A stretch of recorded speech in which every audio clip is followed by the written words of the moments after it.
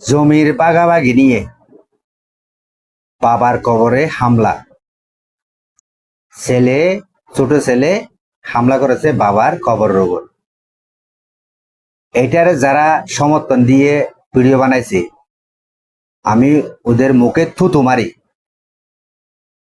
এই যে বাবার কবরের উপর সম্পত্তির বাগাবাগি কম পেয়ে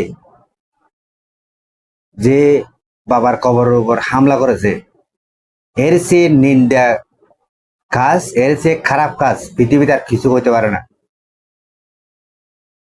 এই এই যে বাবার কবরের উপরে হামলা করেছে সম্পত্তির জন্য, তুমি বাবার জন্য কি করেছো?